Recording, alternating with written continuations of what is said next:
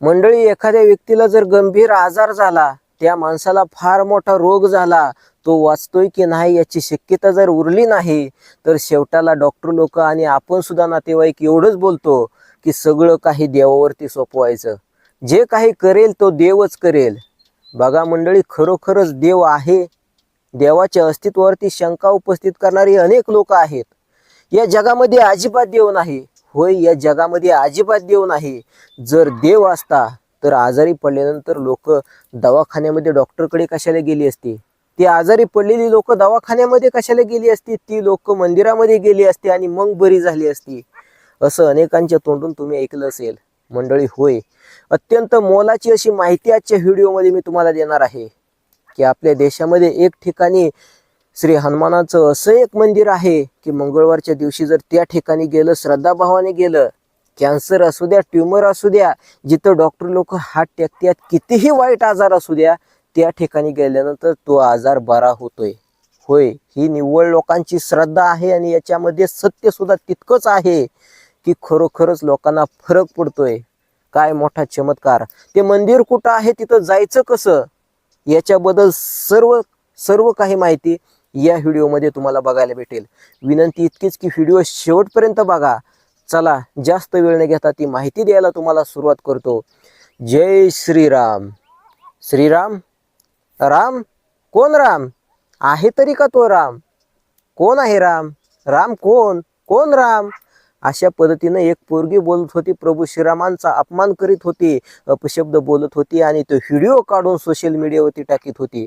हा व्हिडिओ सध्याच्या काळामध्ये फार प्रसिद्ध झाला.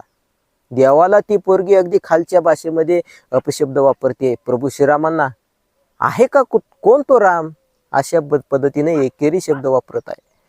मग प्रश्न एकच पडतो, तिचे विचार जरी वाईट असले, तिची बुद्धी जरी घाण असली, तरी एक गोष्ट तितकी सत्य आहे की त्या वाईट विचाराच्या त्या पोरीमध्ये सुद्धा राम आहेत, त्यांचं अस्तित्व आहे, म्हणून तर ती जिवंत आहे.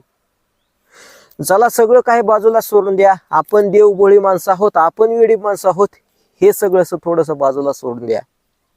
परंतु एक पुराव्यानिशी एक व्हिडिओ किंवा पुराव्यानिशी एक माहिती म्हणून आजचा हा कंटेंट मी बनवत आहे की एक ठिकाणी एक असं मंदिर आहे, प्रभू श्री हनुमानांचं असं एक मंदिर आहे की त्या ठिकाणी गेल्यानंतर कितीही गंभीर, कितीही वाईट आजार असू द्या, तो आजार नष्ट होतोय.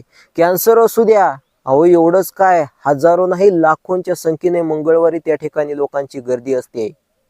होय मंडळी, एकदम सत्य आणि खरीखुरी माहिती आजच्या व्हिडिओमध्ये मी तुम्हाला द्यायचा प्रयत्न करतोय. मंडळी, मध्य प्रदेशमध्ये ग्वालियर सगळ्यांना माहीत असेल, एक प्रसिद्ध शहर, आणि तिथेच जवळपास साधारणतः 50-60 किलोमीटर अंतरावरती हे आहे मंदिर, ज्या ठिकाणी डॉक्टरांच्या रूपामध्ये हनुमान आहेत. होय, हनुमान डॉक्टरांच्या रूपामध्ये आहेत. आता हा आपला हिंदू धर्म, सनातन धर्म, आपण वेडी माणसं, देवभोळी माणसं असं म्हणून अनेक नास्तिक लोक आपल्याला डिवचत आहेत, चिडवत आहेत. मग होय, आपल्याला सुद्धा गर्व असला पाहिजे की होय, आपण देवभोळे आहोत, देवावरती आपली तितकीच श्रद्धा आहे. आता ते मंदिर काय आहे, त्या ठिकाणी जायचं कसं, तेही तुम्हाला सांगतो. मंडळी, खरं तर त्या ठिकाणी काय नेमकं म्हणजे आपण श्रद्धाभाव मनामध्ये एकच ठेवायचा की मारुतीरायावरती, हनुमानावरती आपली श्रद्धा असली पाहिजे आणि 5 मंगळवार आपण त्या ठिकाणी जायचंय, वारी करायचे.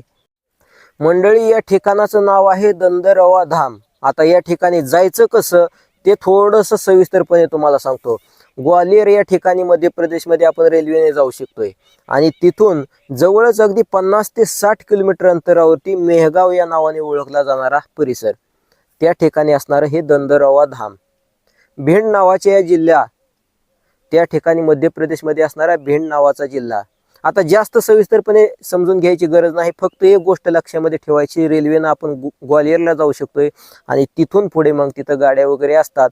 शक्यतो मंगळवारच्या दिवशी जास्त जाणे यायची सोय असते. त्या ठिकाणी दंदरवा धाम या ठिकाणी जायचंय असं बोलायचं, किंवा त्या ठिकाणी जे काही हनुमानाचं मंदिर आहे त्या ठिकाणी जायचंय असं आपण म्हणू शकतोय. तिथे आपण भाड्याने गाडी करून जाऊ शकतोय. आता 5 मंगळवार हे त्या ठिकाणी आपण जायचंय. मनामध्ये तितकीच उत्कट भक्ती पाहिजे, तितकाच श्रद्धाभाव पाहिजे आणि यामधून, संकटामधून देव नक्कीच बाहेर काढतोय. मंडळी, अक्षरशः असे काही पेशंट, अशी काही उदाहरणं आहेत की ट्यूमर होता, ब्रेन ट्यूमर किंवा कॅन्सर सारखा दुर्धर आजार की अगदी तिसरी स्टेज ओलांडून गेलेला होता आणि नंतर कॅन्सर आटोक्यात येत नाही हे आपल्याला माहित आहे.